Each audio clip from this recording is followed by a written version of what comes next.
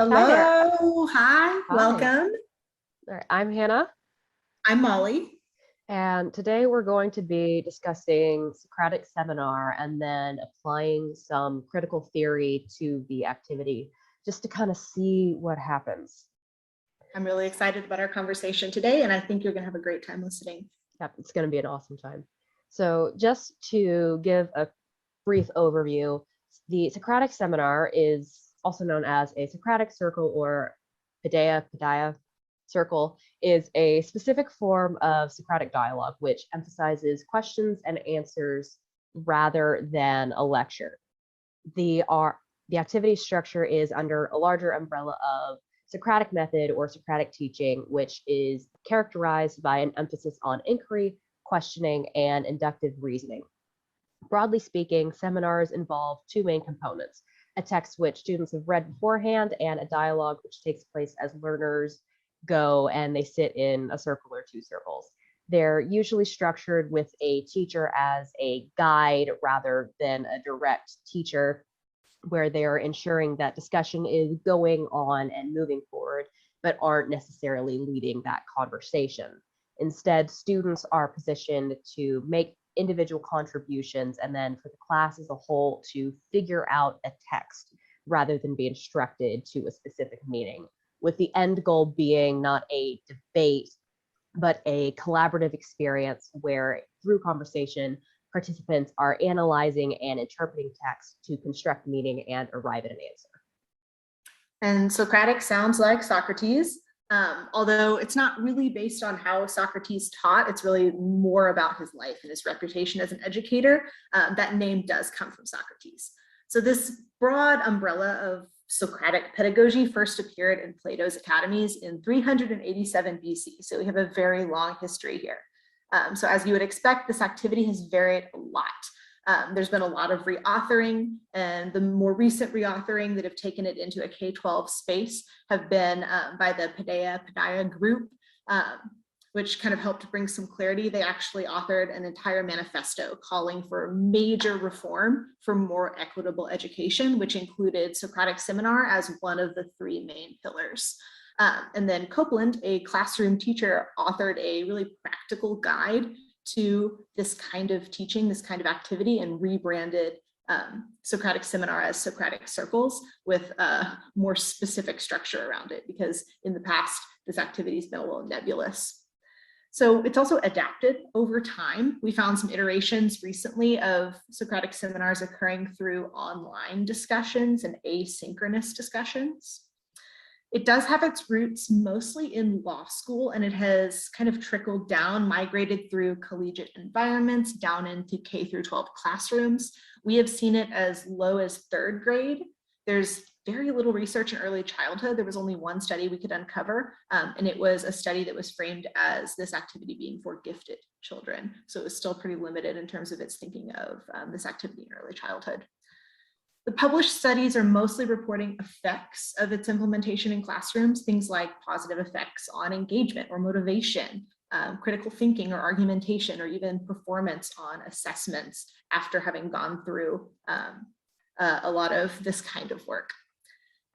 There's also some research out there on implementation. So the student understanding and teacher understanding, so student of the material, teacher understanding of how to do this can really affect the implementation. As far as teacher confidence, that can also be a big factor in their confidence in implementing it.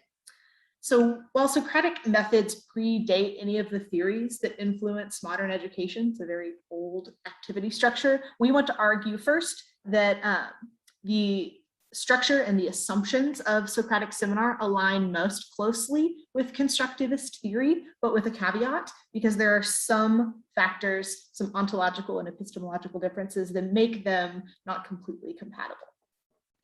So when we think about constructivism, some of the core ideas of constructivism are that knowledge and meaning are constructed rather than transmitted. And so this is something that closely aligns with Socratic Seminar.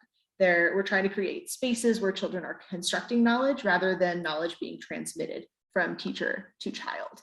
The role of the teacher in Socratic Seminar is as a facilitator. And then Socratic seminars also kind of echo that constructivist representation of the child as an active agent in building knowledge. Now, despite these surface level similarities, there are some deep and important, fundamentally incompatible things, mainly being that constructivist theories acknowledge the existence of multiple truths, while Socratic pedagogy rests on the existence of a single truth. The Socratic method really presupposes that there is a truth, and we need cooperation and dialogue to find it.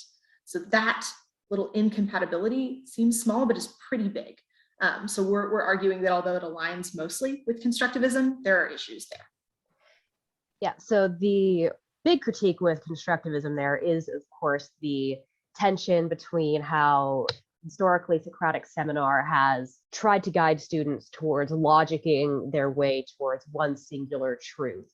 So they're taking this constructivist idea of creating your own knowledge, taking your information and building it to some sort of truth that can be varied depending on who you are, but then takes a sharp left into, because logic works X, Y, and Z ways, clearly there's only going to be one correct answer, which part of that stems out of the fact that most of Socratic's history has been within law spaces, but that mind space has trickled down into the K through 12 spaces. So there's an odd tension there. Another critique is that while studies have shown that Socratic does work with students, it does also show that it doesn't work for all students.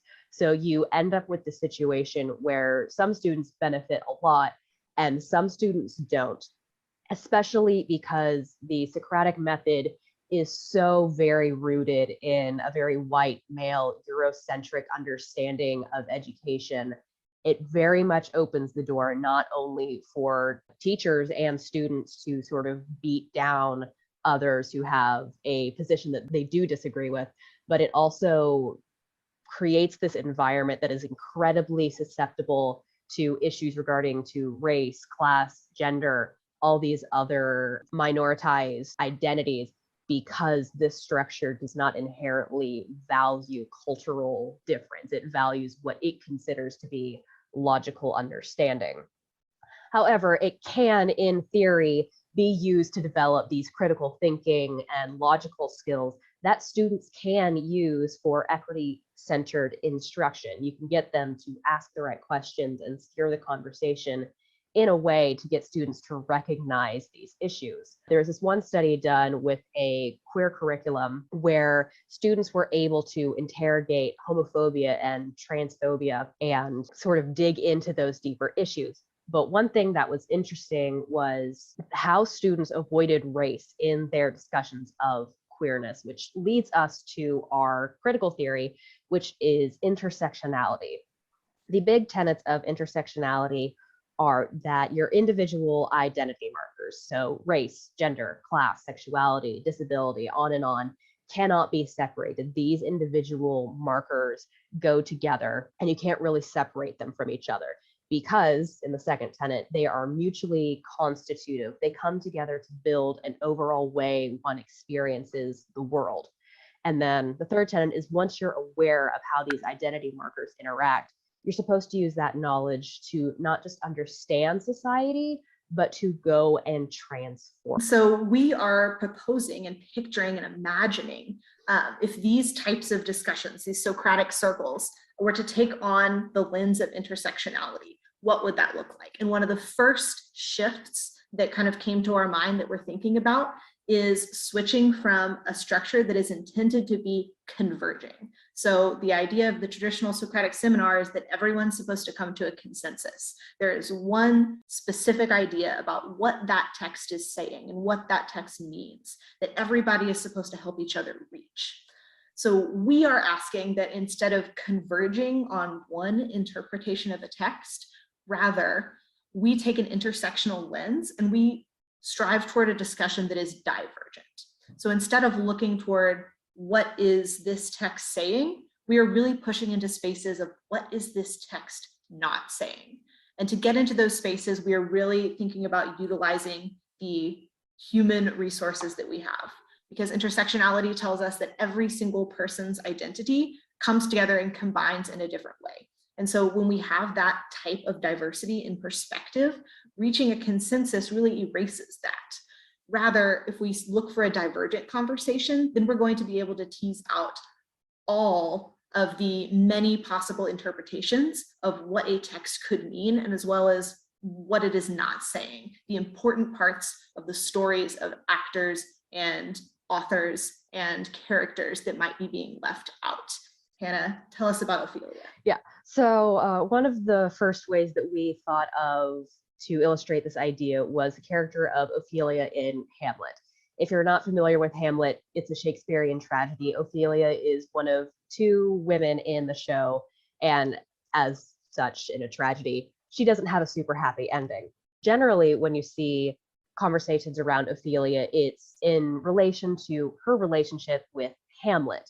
But one of the things that you can do with intersectionality is look at the characters that the text is not solely focused on.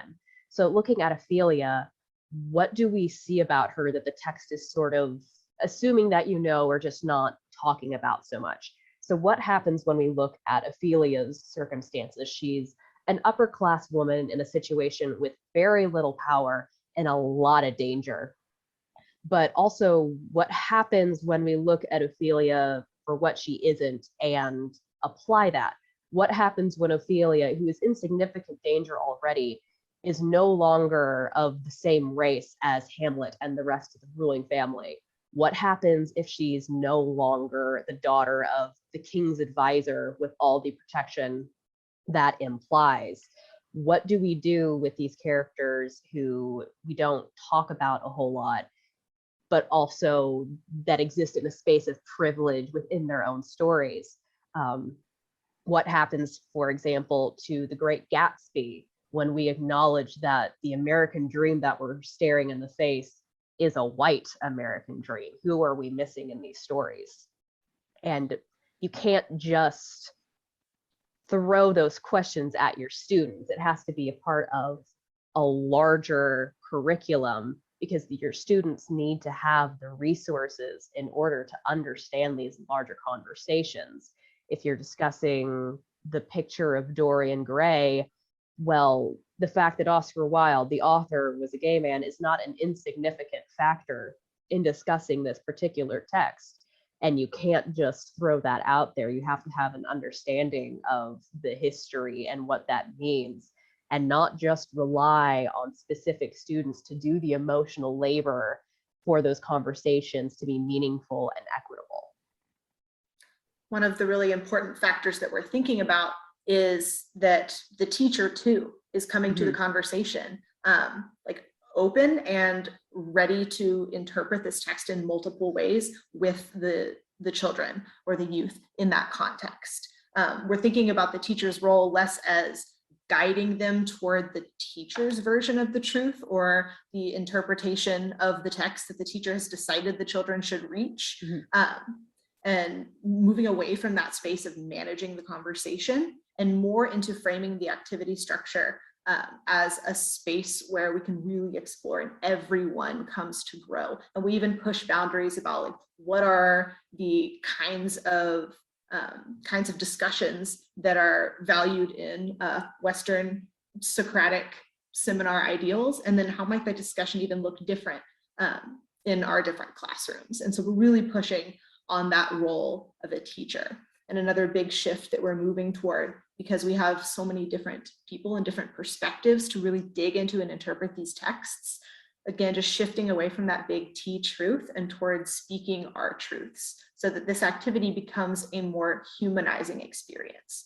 an authentic experience. Because we talked a lot about how it's something dehumanizing about a teacher constructing an experience that appears student-centered when the decisions or the end goal has already been decided by that teacher. That is not a humanizing experience for children because they cannot govern what happens in that activity. It's already been decided for them. So shifting away from that having an end goal or knowing where the conversation is going to go or reaching a consensus is in essence making this a more humanizing activity. And the teacher becomes an ethical leader that allows children to truly construct their interpretations instead of getting them to a certain point by pulling particular strings. And so as we think about this activity structure and as we think about how it might reside in bigger, more curricular changes, even though this is like a very small part, we think that it definitely needs to be renamed. And so when we ask you to kind of interact with our podcast, we're going to ask you to leave us a comment, leave us a review, and please give us your ideas. What could a better name be for this activity structure? How can we make it a name that really embodies what we've done and how we've reimagined?